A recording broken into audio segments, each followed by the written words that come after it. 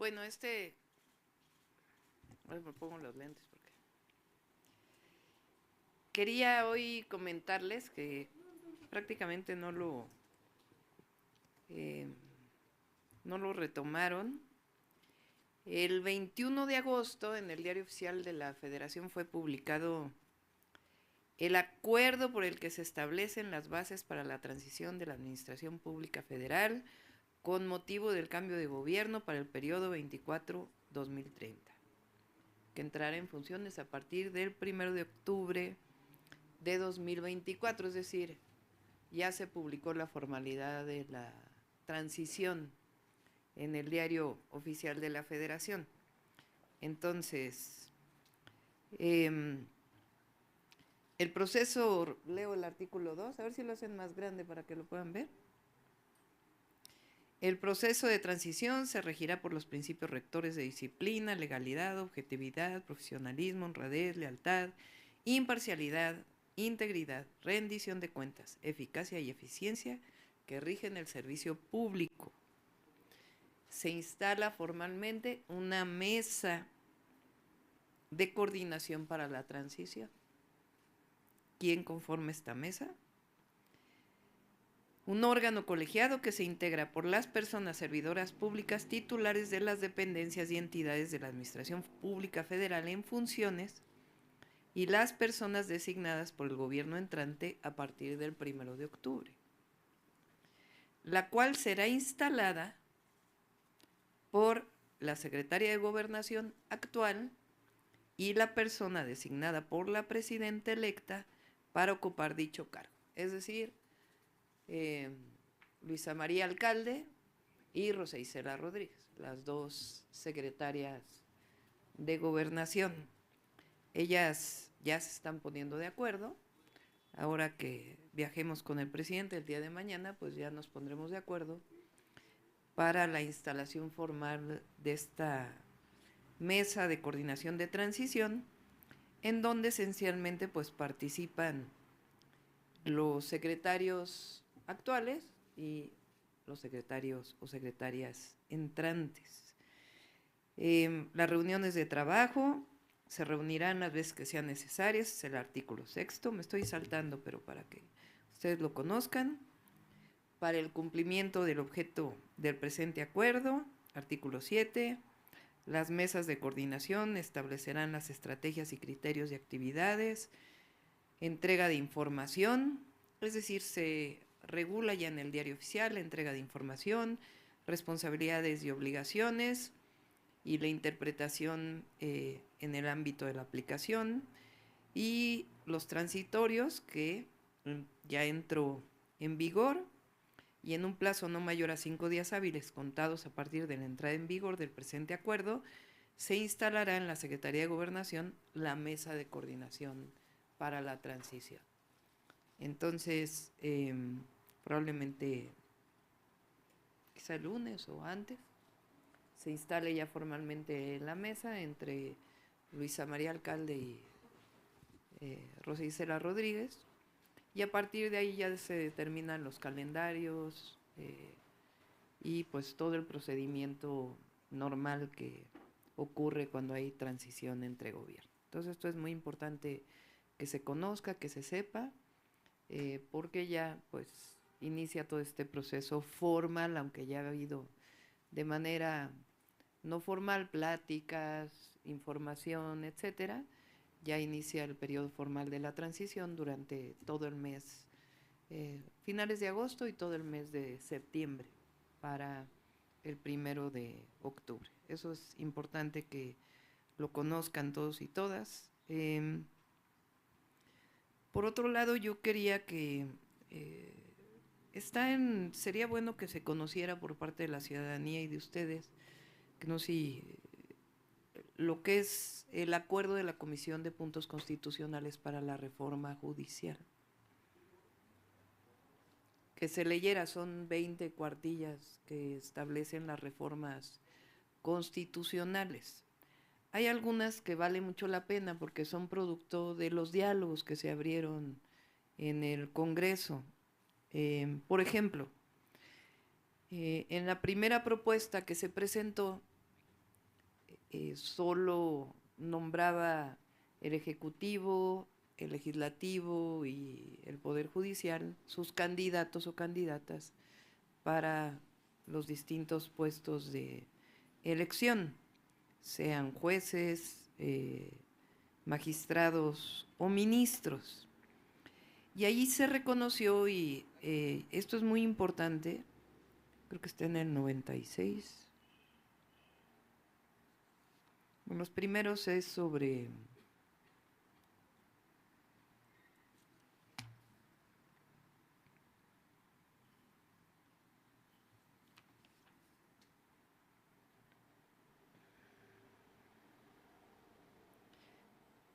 fíjense, dice,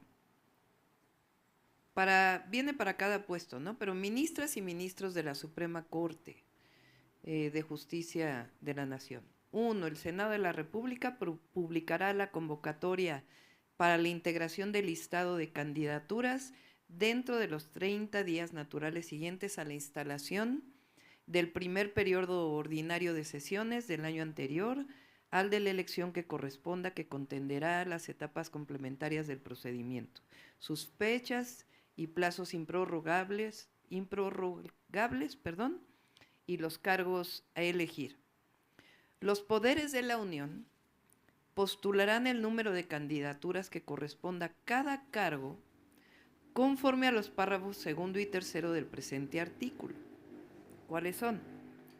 Los poderes establecerán mecanismos públicos, abiertos, transparentes, inclusivos y accesibles que permitan la participación de todas las personas interesadas que acrediten los requisitos establecidos en esta Constitución y en las leyes, presenten un ensayo de 3 cuartillas donde justifiquen los motivos de su postulación y remitan 5 cartas de referencia de sus vecinos, colegas o personas que respalden su idoneidad para desempeñar.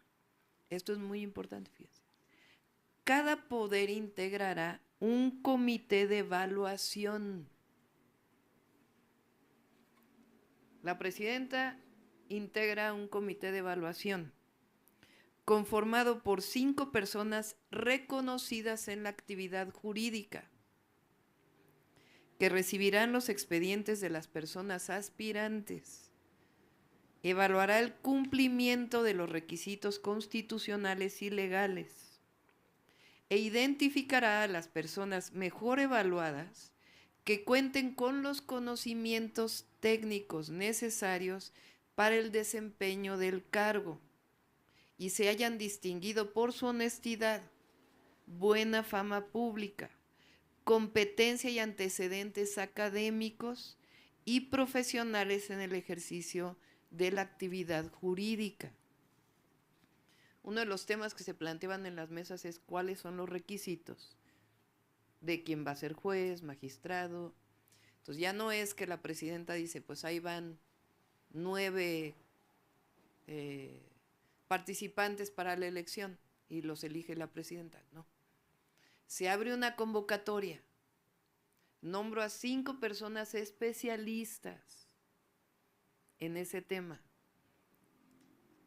En la convocatoria pues se va a recibir cartas de recomendación, su currículum, etcétera, etcétera, etcétera.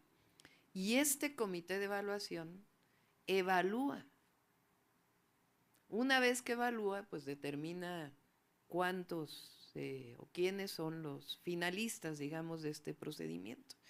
Ya no es que la presidenta decide quiénes son sus conocidos o quien yo consideraría que serían los mejores perfiles, sino es a convocatoria abierta. Esto es muy importante porque parte de nuestros adversarios que han estado diciendo de que se va a perder autonomía del Poder Judicial, que la presidenta va a nombrar ella a todos los que vienen. No, así es ahora. Porque ahora el Ejecutivo manda una terna al Senado. Si el Senado no decide, por la mayoría calificada, ¿quién nombra?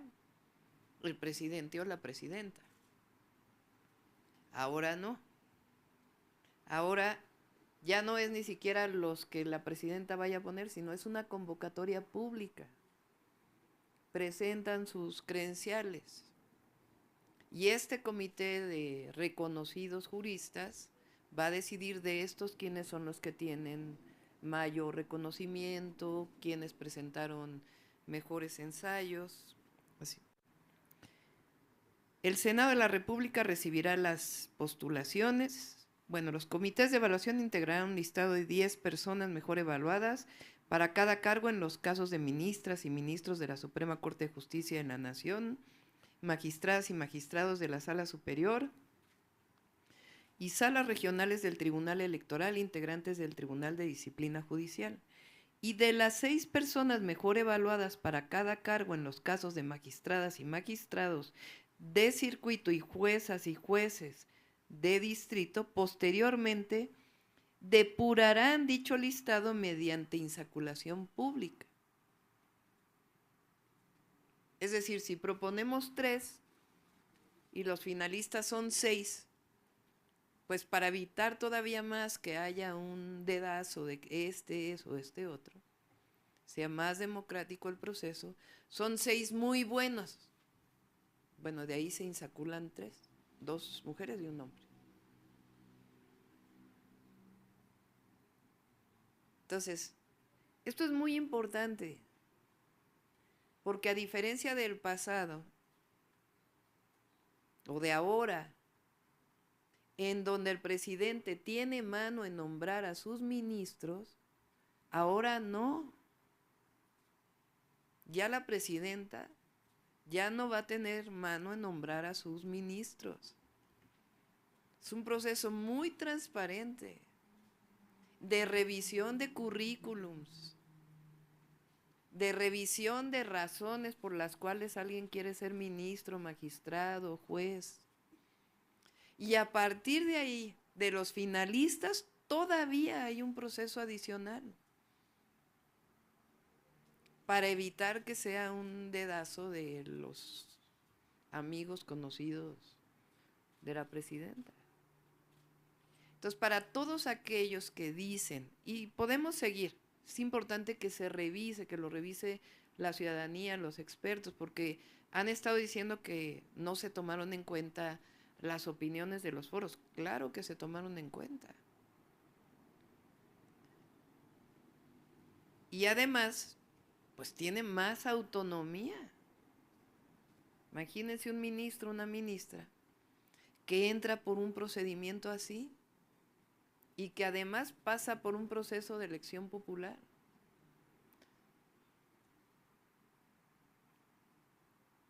Entonces es mucho más abierto el proceso y tiene lógica, y tiene sentido y tiene fundamento. Entonces, así es para muchos, para otros puestos, y además es los que propone la presidenta y los que propone la actual Corte, la actual, y los que propone el Poder Legislativo. Y después de todo eso, de las comisiones de selección, entonces va al voto popular. Entonces es un proceso muy completo, novedoso, pero no tiene nada que ver con esta idea que están diciendo de que pues ahora van a ser más afines a la presidenta, ¿no? Se distribuyen las responsabilidades y la responsabilidad principal pues es a la hora de la elección popular. Y es falso eso de que cualquier persona, ¿no? Pues va a haber un comité de selección, y es importante lo de las cartas de recomendación. Se burlan algunos de que el vecino.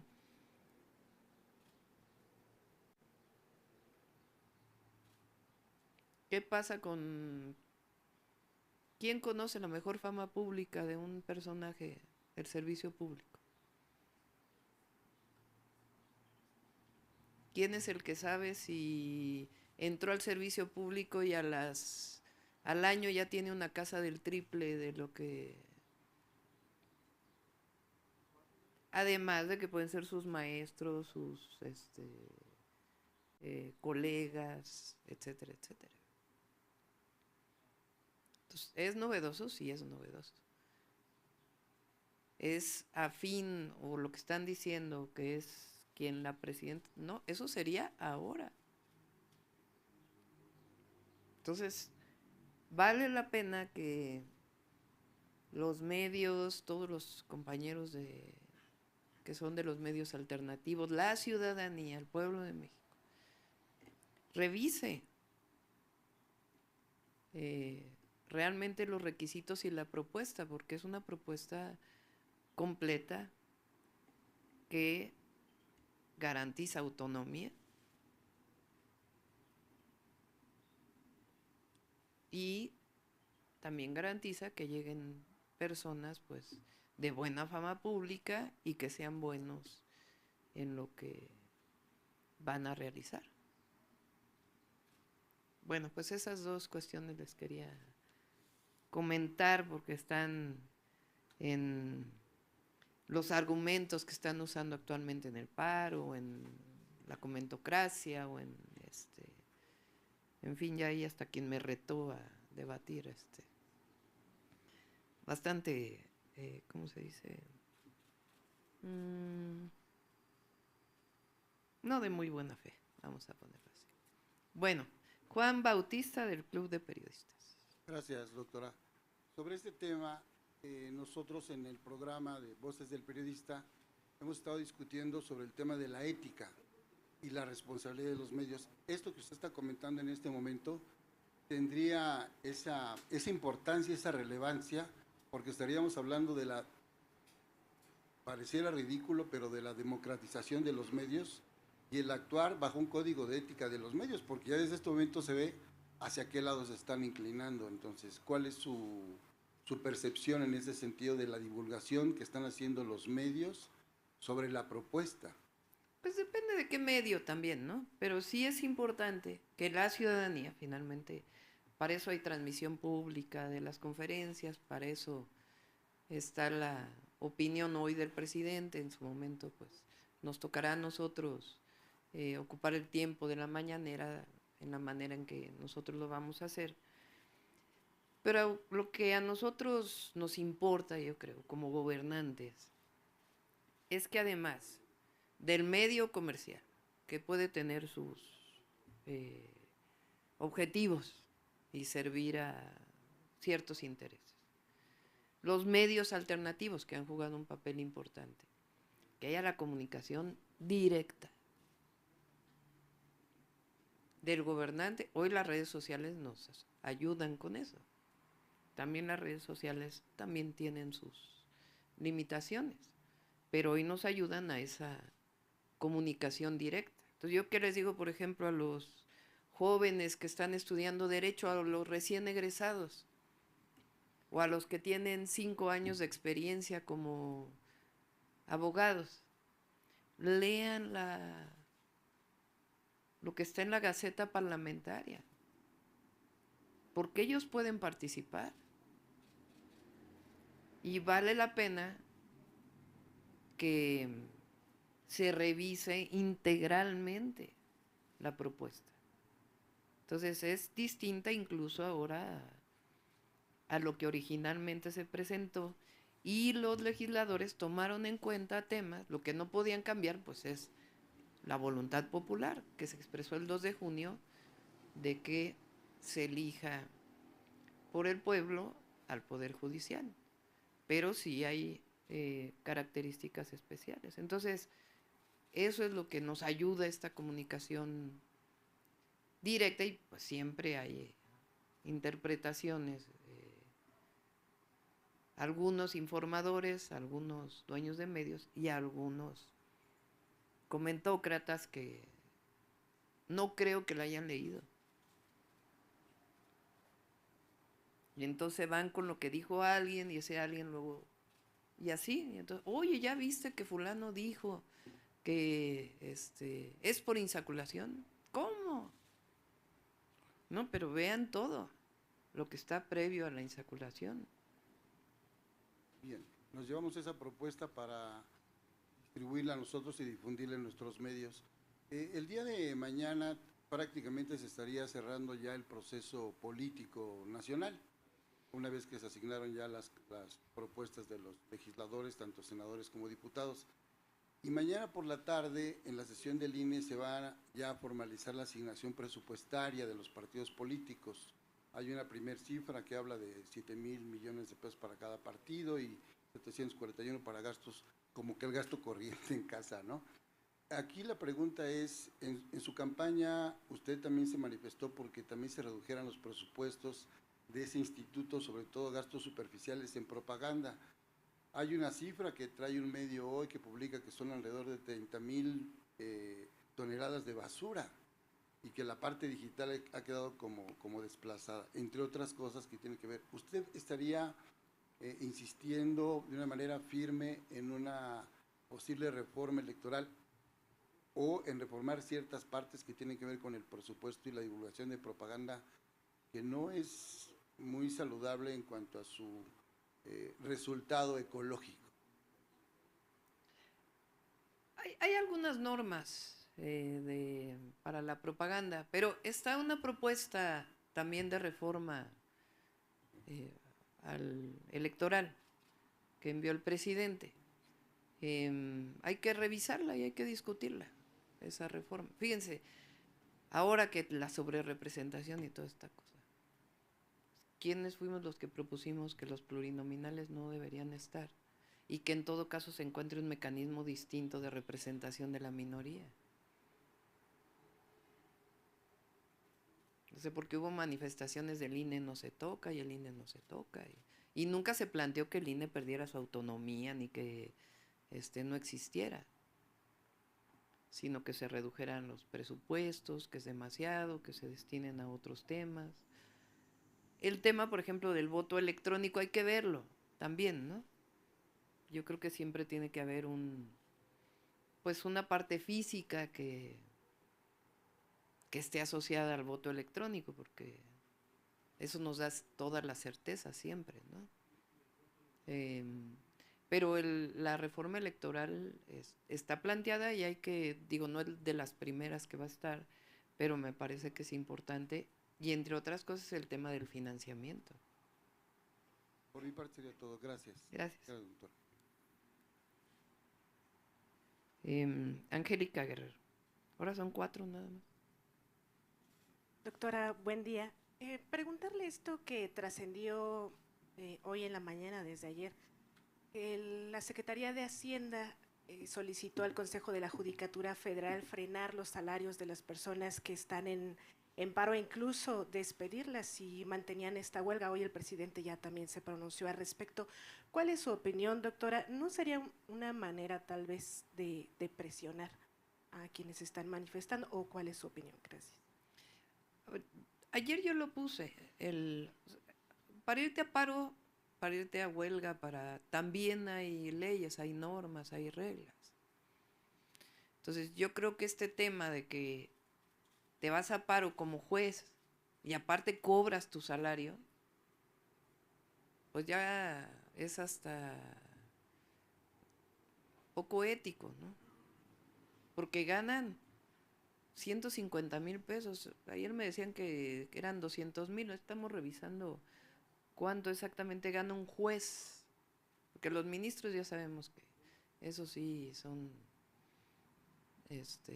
palabras mayores, ¿no? Pero los jueces también.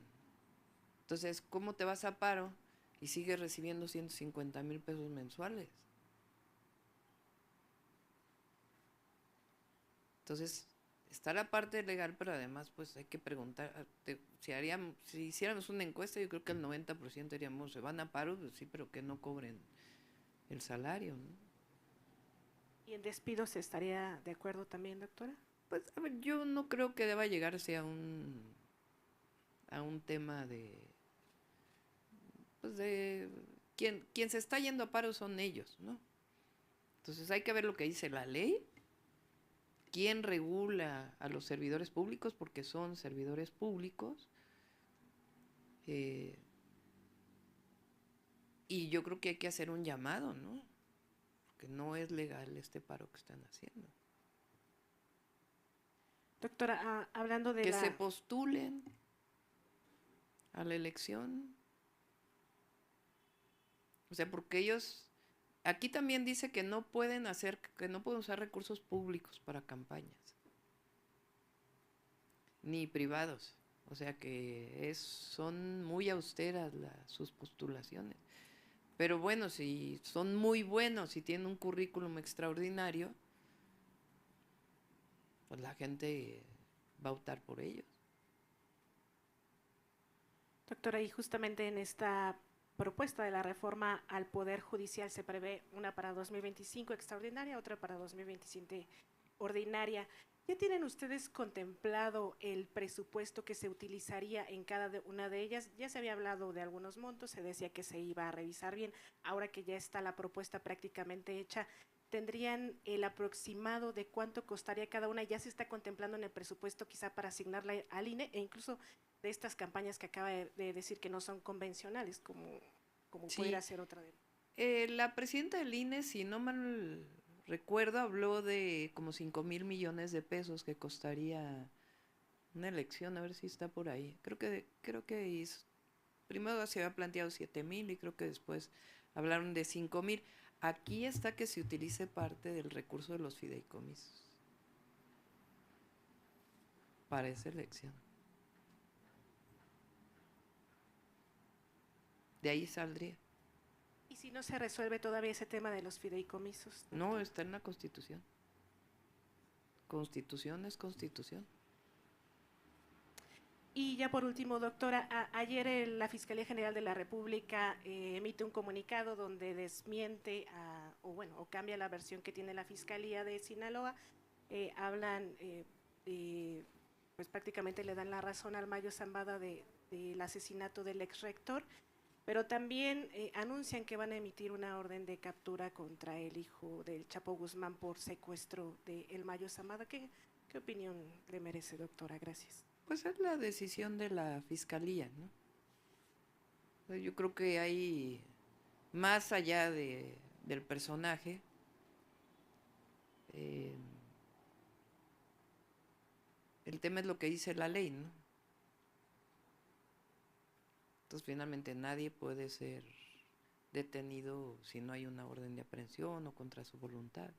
Entonces, pues la Fiscalía está definiendo. Y yo creo que lo esencial, o sea, porque si se acusa a alguien de narcotraficante o homicidio, pues entonces le corresponde a la Fiscalía la detención, ¿no? Entonces, pues es lo que está encontrando la Fiscalía y es importante siempre que se aclare y que quien es culpable de lo que es culpable, pues. Doctora, ¿mantiene su respaldo al gobernador de Sinaloa después de que hicieron las investigaciones? Pues fue la Fiscalía de Sinaloa, ¿no? No fue él quien dijo qué pasó, ¿no? Fue la Fiscalía y entiendo que renunció la fiscal, ¿no? Por haber, no le pongamos un calificativo, pero haber dicho una versión que en realidad no era la que correspondía. Y la Fiscalía, pues, que siga este proceso. Puede resultar polémico, ¿no? Evidentemente, por la característica del personaje. Pero finalmente, pues, todo mundo tiene derecho a un juicio, ¿no? Y la Fiscalía, pues, hay que esperar a ver cómo sigue esto.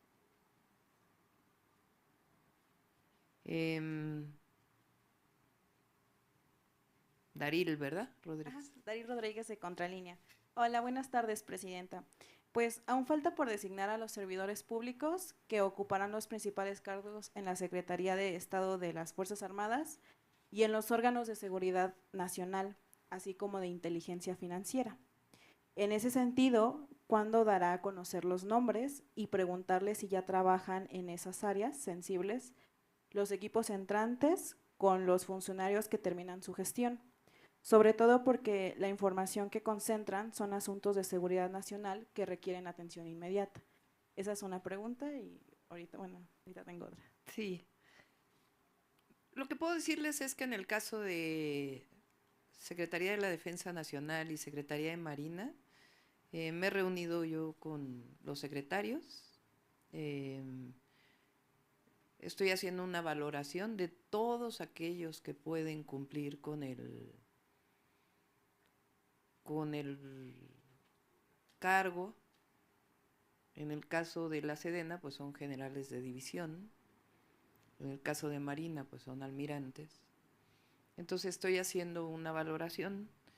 La idea es que pueda haber también un periodo de transición, que no sea, digamos, el último día que se nombre, para que también pueda haber un periodo de transición con el actual general secretario y el almirante secretario, quienes pues yo les tengo un gran respeto y admiración por el trabajo que han estado desarrollando. Entonces, pues vamos a ser respetuosos con sus tiempos y no sería, digamos, la última semana, pero sería en septiembre que estaría nombrando a partir de esta revisión profunda y a partir de ahí pues ya entrarían ellos a un proceso dentro de sus propios protocolos, porque existen protocolos en Secretaría de Marina y la Defensa. Y ya los otros ya podemos nombrarlos posteriormente. Muchas gracias. Y también, en el caso de las asociaciones civiles, y luego de que se ha dado a conocer detalles de lo que ocurre con Mexicanos contra la Corrupción, preguntarle si sería importante que las autoridades hacendarias revisaran bien qué sucede con el financiamiento a estas organizaciones. Y pues al final se trata pues de dinero que en su mayoría debió ingresar al erario, ya que es deducible de impuestos. También en este sentido me gustaría preguntarle si considera que estas asociaciones deben rendir cuentas al pueblo, ya que hablan mucho de que supuestamente impulsan la transparencia y ellos no explican nada de su activismo político y su financiamiento muchas veces pues ilegal. Hay que ver cómo está la norma actualmente, cómo es el procedimiento de... Porque hay una normatividad, sobre todo aquellas que reciben recursos que son deducibles. Entonces, no es sencillo recibir una deducibilidad cuando hay donaciones. Antes era más sencillo, no es sencillo esto y tiene una serie de reglas. Vamos a revisar las reglas como están ahora y si es necesario, pues que haya transparencia en el uso, en la recepción de estos recursos, porque finalmente, como bien dices, aunque no sean recursos públicos, al deducirse de impuestos, pues se está evitando un ingreso al erario, que el erario pues finalmente es el administrador de los recursos del pueblo de México. Entonces, vamos a revisar lo que existe y de ahí, con gusto, revisamos qué más podría estar. Pero sí sería una posibilidad, o sea, revisar y mejorar en ese sentido. Sí, por supuesto, pues sobre todo si hay deducibilidad, ¿no? Sí. Muchas gracias. Pero hay que ver cómo está, a lo mejor ya está y no se cumple, no lo sé. Sí. Carlos Pozos. Yo, presidenta electa de todas, todes y todos los mexicanos, el desplegado de posicionamiento del organismo cúpula de la iniciativa privada, el Consejo Coordinador Empresarial, respecto sobre la representación a 39 días de que concluya esta administración, existe un divorcio, existe la culminación de la luna de miel con la iniciativa privada. A ver, como presidenta me corresponde hablar con todas y todos los mexicanos. A veces es a través de la Secretaría de Gobernación, a veces es a través de la Secretaría de Economía, no de manera directa. En el caso de las fuerzas políticas, pues tienen su propio diálogo en las cámaras. Y evidentemente, pues tiene que seguirse trabajando con las y los empresarios. Y también se puede decir cuando uno no está de acuerdo. Pero Yo no hay... lo dije en la campaña. Habrá cosas en las que uno no esté de acuerdo y es mejor decirlas abiertas, públicas, y decir no estamos de acuerdo en esto, a como se hacía antes, ¿no? Te mando un emisario, te digo, no estoy de acuerdo, y todo es por debajo de la mesa. Es mejor la transparencia y decir, en el caso del desplegado del Consejo Coordinador Empresarial, pues yo creo que no era correcto porque finalmente a lo que estaban llamando era actuar fuera de lo que dice la ley de procedimientos electorales y la Constitución. En todo caso, si no están de acuerdo con una u otra cosa, pues que se plasme en ese sentido. Pues eso no quiere decir que ya pues, nunca más vas a hablar con ellos, pues claro que no. Tiene que seguirse trabajando pues con las y los empresarios. Lo que ya no hay es lo que había antes, que es que no había diferencia entre gobierno y particularmente los empresarios más acaudalados de México. Ahora sí, gobierno es gobierno y tiene una responsabilidad sobre la nación y se debe al pueblo de México, y los empresarios pues tienen su función y tiene que haber comunicación. Mi segunda pregunta, doctora, usted dio a conocer el nombre de la Secretaria de Energía, Luz Helena González, y de la primera directora de la Comisión Federal de Electricidad, Emilia Ester Calleja. En el sector energético se habla de Víctor Rodríguez Padilla como nuevo titular de Petróleos Mexicanos y de Néstor Martínez Romero, director de PEP. Le pregunto, ¿estoy equivocado o estoy en lo cierto? El lunes lo voy a presentar ya para que no estén porque ayer, antier, antes de ayer, el lunes ya vamos a presentar. Finalmente, Presidenta, respecto a esta transición que usted da a conocer, en los gobiernos neoliberales se destinaban cantidades millonarias con Fox, con Calderón y con Peña a los equipos de transición, eran sumas cuantiosas que se tenía que pagar a estos equipos, que se les pagaba por meses y muy buenos sueldos.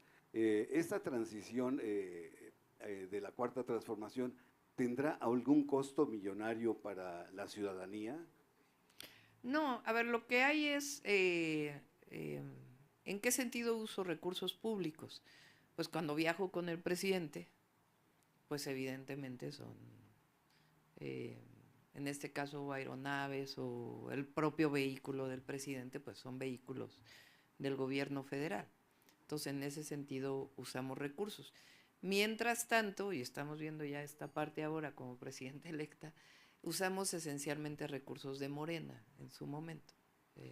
Finalmente, el presidente hoy en la mañanera hace una invitación a usted a acudir a una conferencia. Claro que si usted Sí. tuviera Le preguntaron y dijo que pues ya platicaré con él a ver que ya me tocarán mis mañaneras también. Entonces, y el presidente pero pues sería un honor obviamente. El 30 y 31 hace el primer Congreso Continental de Periodistas Independientes, Alternativos y Youtubers. Esa es una idea de un colega periodista argentino, Abel Reynoso, quien se encuentra ahorita hospitalizado en el Hospital General de México. ¿Cómo ve usted, cuál es su opinión respecto a que se oficialice por primera vez a los medios alternativos con este evento en Palacio Nacional? Pues me parece muy bien que se haga el Congreso, que se debata, que se discuta, que se vea las formas de comunicación, cómo son un contrapeso a los medios tradicionales, que al final son concesiones, por cierto. Concesiones, exactamente. En el caso de radio y televisión, ¿no? Está muy bien, me parece muy bien. Y al compañero pues le enviamos saludos, esperemos que se encuentre bien. Muchas gracias. Gracias. Miren, ¿por qué no le pones la gráfica esta del número de diputados por ahorita que preguntaron, que lo estábamos viendo ayer?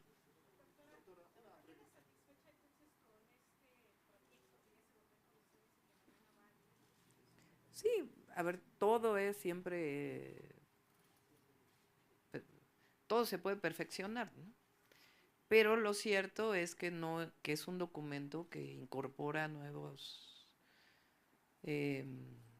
nuevas propuestas que se plantearon de una manera pues sí, innovadora, pero sí la manera en que se va a elegir al Poder Judicial en México pues sí es única y garantiza transparencia, garantiza pues finalmente a quién le sirve. También en algún momento dijeron que el tribunal que va a estar en vez del Consejo de la Judicatura, pues que va a poder cambiar las resoluciones de jueces y eso no. También va a tener normas que tienen que regularse a través de pues, mecanismos, no puede ser que actúen subjetivamente, tiene que tener pues normas, mecanismos, procedimientos propios de un órgano que va a estar evaluando los jueces, magistrados y ministros, y no es de que no estés de acuerdo con la resolución que hizo, sino que si haya pruebas de que hubo corrupción, de que hubo dinero de por medio, de que amiguismos, etcétera, etcétera.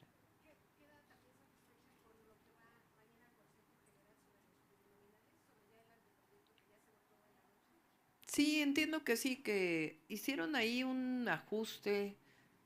Ayer en la noche me decía Mario Delgado, un ajuste por afiliación efectiva, que apenas hoy lo vamos a ver exactamente qué tema es ese, porque en la lista, por ejemplo, de un partido, ocurrió que queda en la lista de Morena, por ejemplo, de plurinominales, pero resulta que alguna vez estaba afiliado al Verde. Entonces se lo dan al Verde en vez de dárselo a Morena. Ese es el ajuste adicional que entiendo que hicieron. Entonces, no sé exactamente cómo está esa parte, la vamos a revisar hoy y ya mañana, si quieren, les comento, o el lunes. Creo que hicieron eso. Miren, aquí nada más es por el 2012, porque esto salió en Reforma. Pero si ustedes recuerdan, hubo un pacto por México en el 2012. Claro, en el caso de la reforma energética, no todo el PRD votó a favor de la reforma energética, pero sí de otras que se presentaron. Entonces aquí el tema es que pusieron PRI verde, pero en realidad eran PRI, PAN y PRD, o por lo menos algunos del PRD. Si suman todo eso es el 84% en el 2012.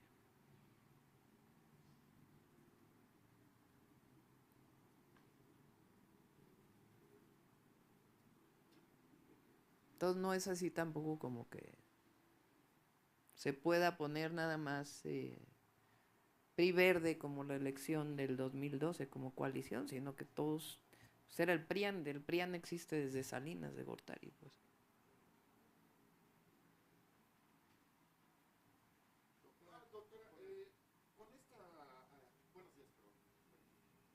Con esta reforma del Poder Judicial, vamos a ver la sociedad mexicana una situación que siempre ha afectado, que los ministerios públicos no los arreglaban afuera de los juzgados. O sea, mejor postor. Con esta reforma ya el pueblo ya no va a tener que enfrentar esa situación. Sí, han preguntado varios sobre el tema de las fiscalías. Les comentaba, ya sería tema posterior, que en los diálogos para la transformación lo coordinó el ministro Saldívar, la parte de justicia, y hay una propuesta mucho más acabada que no solamente incluye, incluso hasta lo que hacen los juzgados cívicos que dependen del Ejecutivo, que formalmente son una primera etapa de prevención. Entonces hay una propuesta más amplia que ya se verá posteriormente. Para la Suprema Corte, o sea, la invitación es pública. Sin embargo, con este filtro sí van a llegar gente con maestría o doctorado, no nada más terminó la licenciatura, porque yo estoy entendido o me No, ahí hay criterios que dicen incluso hasta la calificación que debieron haber tenido. Está, por eso les digo que creo que en este caso dice que tienen que tener 9 de promedio en la materia que quiere ser y aparte, o en su caso de maestría o de doctorado. Sí, no. Entonces, sí, estuvieron trabajando pues los legisladores en la propuesta.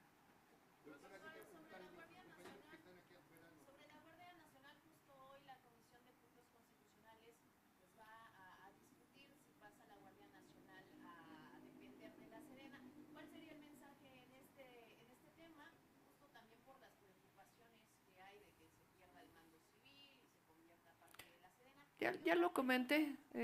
Yo estoy de acuerdo en que se vaya, que la Guardia Nacional esté en Sedena. Son 140,000 elementos. No va a pasar en nuestro mandato, ni esperemos que ya nunca más pase en el país, ¿verdad? Pero hubo antecedentes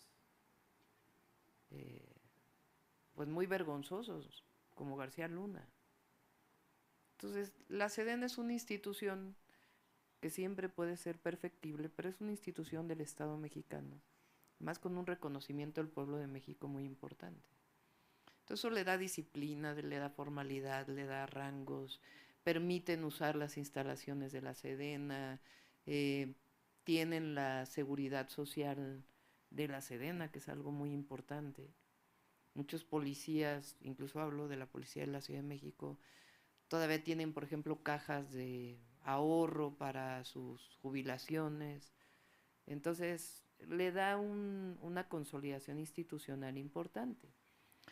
Y tiene otra comandancia, porque la Guardia Nacional, pues no es igual que el Ejército.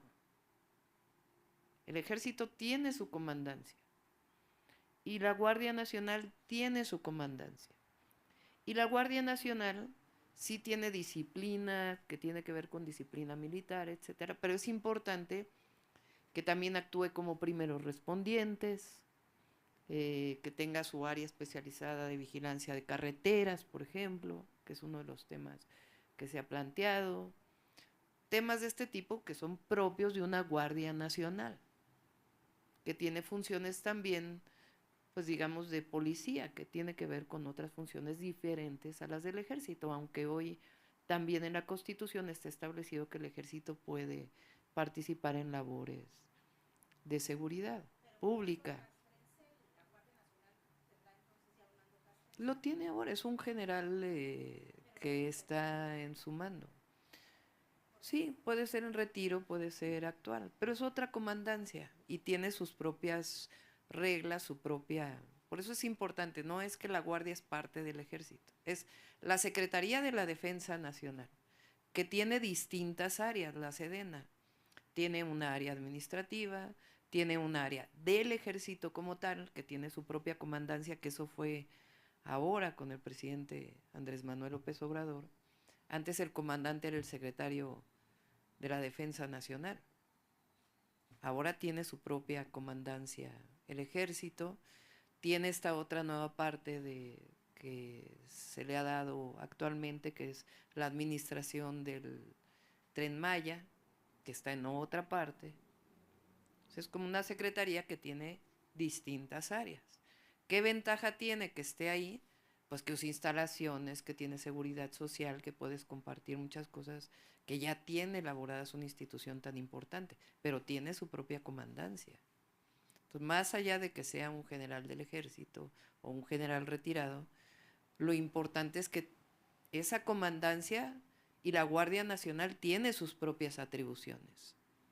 Entonces, no es que estén juntos el Ejército y la Guardia, y eso es importante.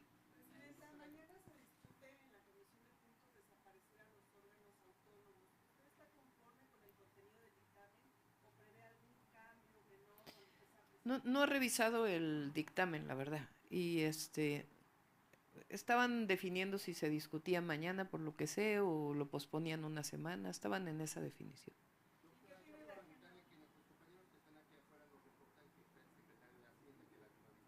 Ah, sí, vamos a tener una reunión previa a la reunión del martes. Sí.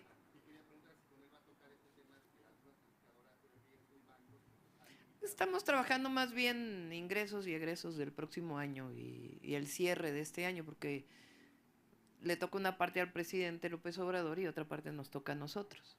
Entonces ya estamos trabajando en ello. Qué bueno que me avisan que ya llegó para que ya no haya más preguntas y no hacerlo esperar más. Muchas gracias a todos y a todas. Sí, lunes y martes. Lunes y martes. Hoy no. Sí. Gracias.